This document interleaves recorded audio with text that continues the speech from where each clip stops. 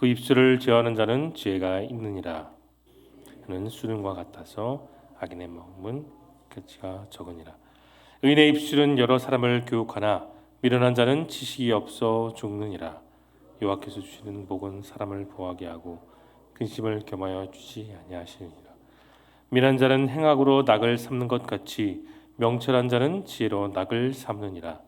악인에게는 그의 두려운 것이 먹으니와 의인은 그 원하는 것이 이루어지니라. 함께 읽겠습니다.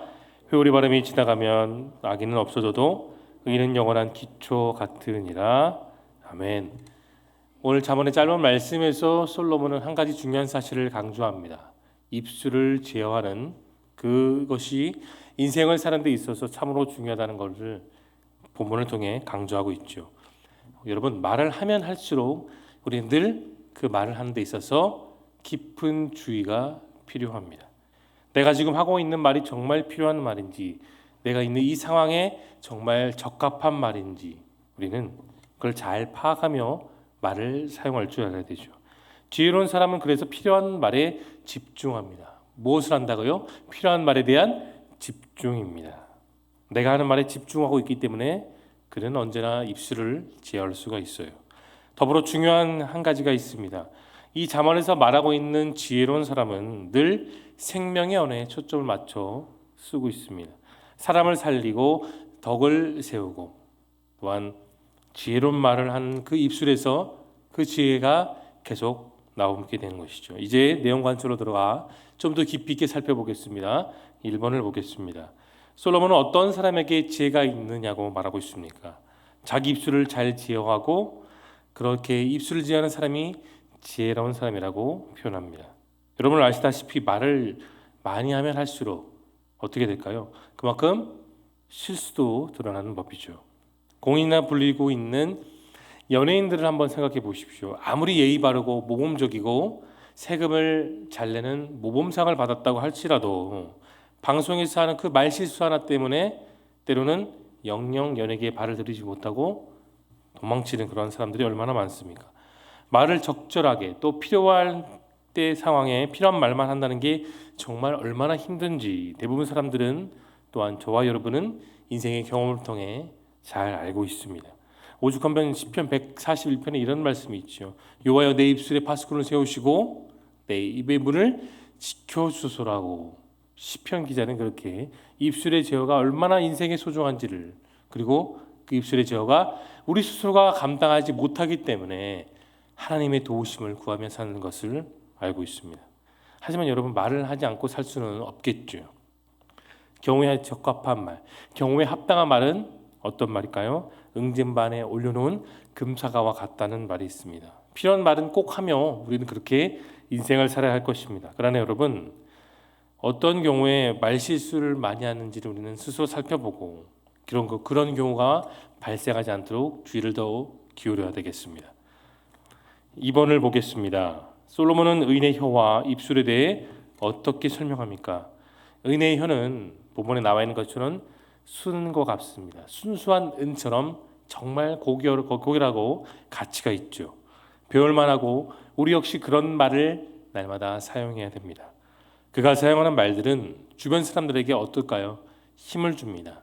순과 같은 가치 있는 말을 하는 사람들은 덕스럽고 지혜로운 말을 계속해서 전하기 때문에 주변 사람들에게도 똑같은 그런 긍정적인 지혜를 발산하게 되는 것이죠. 세번역 성경에는 우리가 읽었던 21절 말씀이 이렇게 말합니다. 의인의 입술은 많은 사람을 먹여 살리지만 어리석은 사람은 생각 없이 살다 죽는다. 그렇게 세번역 성경은 표현하고 있습니다. 의인의 입술에는 여러분 생명이 있어요. 생명이 있기 때문에 주변 사람들을 교육합니다. 또 먹이고 살리는 것이죠. 바로 의인 되신 예수님이 그렇게 그 인생을 사셨습니다. 우리들을 날마다 오늘도 말씀으로 양육하시고 말씀 속에 있는 생명의 그 언어를 통해 우리를 바르게 살 수 있도록 이끌어 주십니다. 지친 우리들에게 새 힘으로 공급하시는 그 말씀으로 혼자 있고 싶은 그 우울한 상황과 안타까운 모든 상황 가운데서도 주님은 그 말씀을 통해 우리를 품어주시고 안아주시고 또 위로해 주십니다. 우리들의 그 입술이 다 예수님의 입술이 되길 바랍니다. 우리들의 그 입술에 내어진 그 언어가 오늘 하루 가운데 사용되는 그 언어가 예수님처럼 영혼을 살리고 주변 사람들을 살리고 덕을 세우고 지혜를 발산하는 귀한 우리 입술의 언어가 되어줄 수 있기를 예수님의 이름으로 축원합니다.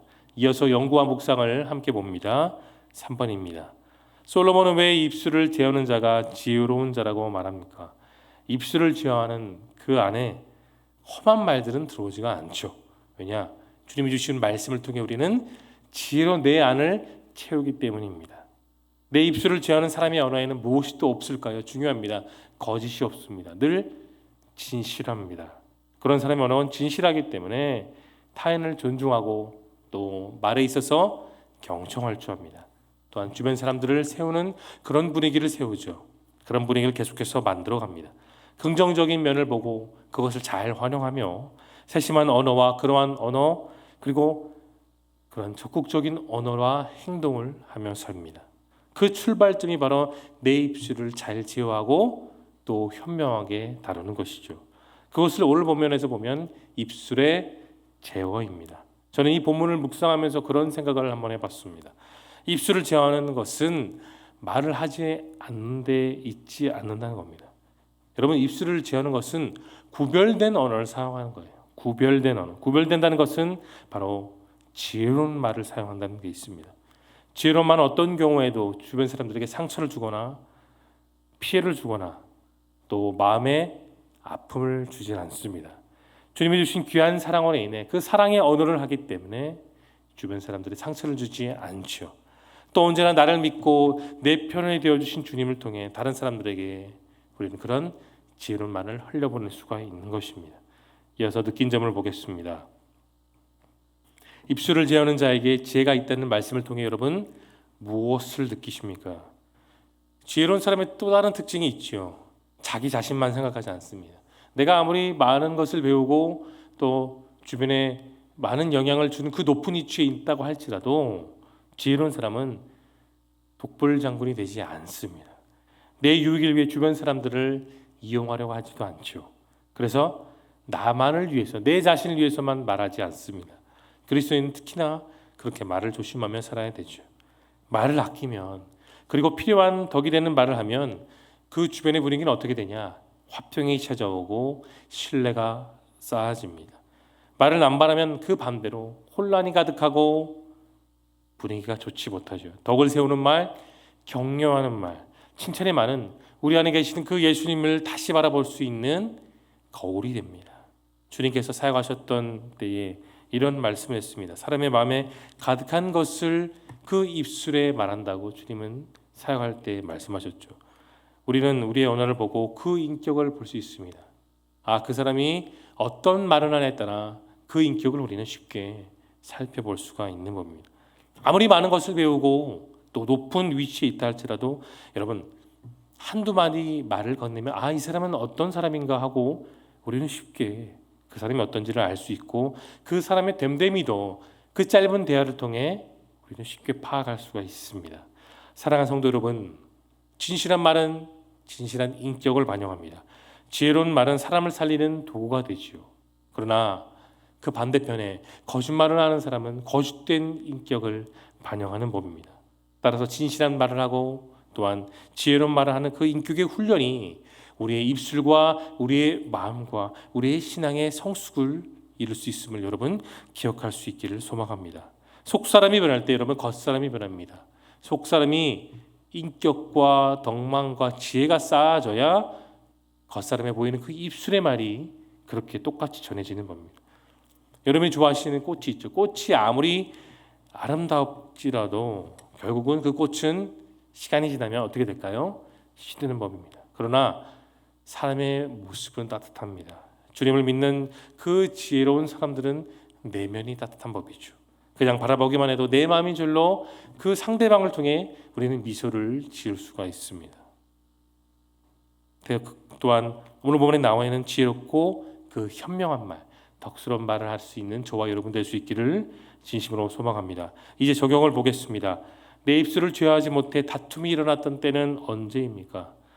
벌이 침으로 사람을 쏘게 되면 사람에게도 고통을 주지만 여러분 벌은 침을 쏜 뒤에 대부분 스스로가 죽습니다.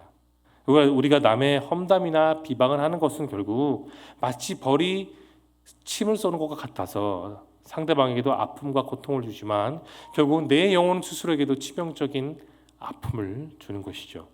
내 스스로가 입술을 제어하지 못하는 말을 하게 될 때 우리는 그 거짓된 말, 독이 되는 말, 낙심하게 만드는 말이 새어나온다는 것을 여러분 기억할 수 있기를 바랍니다.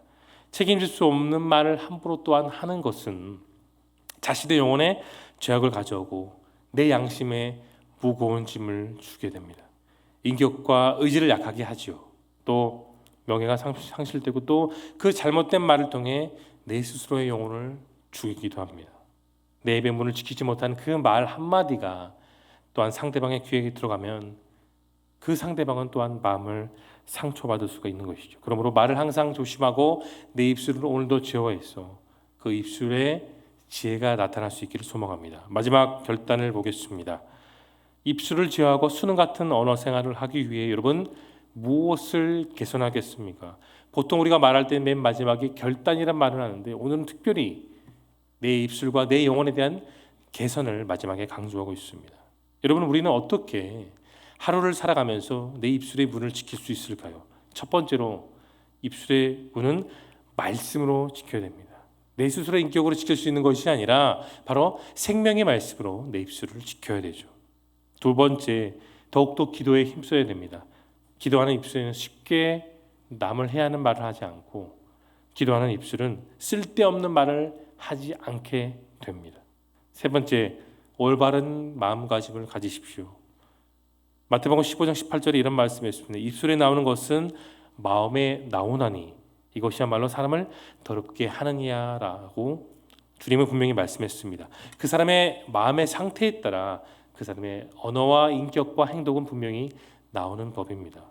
우리의 마음의 밭에 날마다 그리스도의 성품이 충만할 수 있기를 바랍니다. 우리의 달라진 언어, 우리의 달라진 생각과 또 달라진 그 마음가짐이 바로 이 모든 것에는 오늘 본문의 말씀에 나와 있는 것처럼 생명의 말씀을 통한 지혜에 있습니다. 날마다 그 일용한 지혜와 언어와 여러분의 삶의 그 것들이 모두 날마다 풍성해져서 여러분 마음속에 날마다 그 지혜가 충만해질 수 있기를 예수님의 이름으로 축원합니다. 기도하겠습니다.